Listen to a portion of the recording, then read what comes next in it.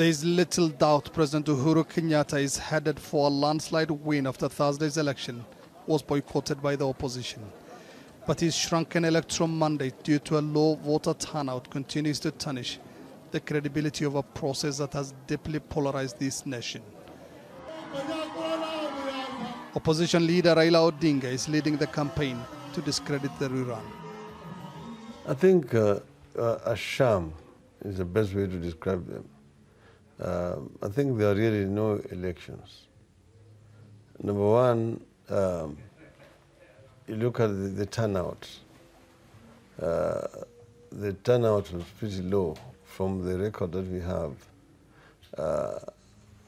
From the KIMS kits, which identified people biometrically, it was about 3.5 million people who participated in the so-called elections on Thursday. Raila Odinga was on the ballot even though he has declared that he will play no part.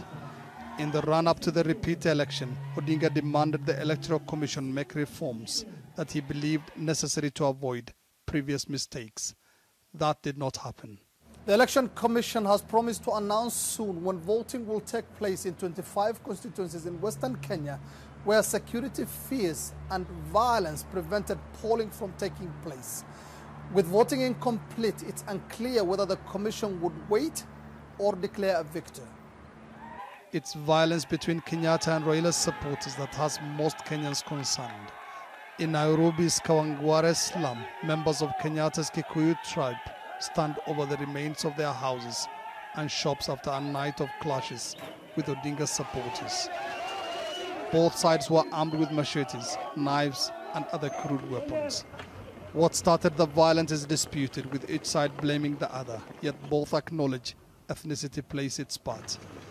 Kenya's deputy president says they're willing to hold conditional talks with the opposition. We cannot engage in any discussion outside the legal framework and the constitutional provisions that seeks to change this or that. We believe in the institutions of our country. Police are also accused of brutality and killings in opposition strongholds in the capital and Western Kenya. Eric Otieno's brother, Paul, was shot and killed in Mathare slums in Nairobi. Yes, Paul was shot, but how many people are in pain right now? Ameumiza watu wangapi?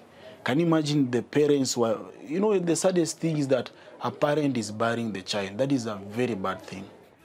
It's Kenya's worst crisis since a 2007 vote sparked months of post-election violence that left 1,100 people dead. Mohammed, Adow, Jazeera, Nairobi, Kenya.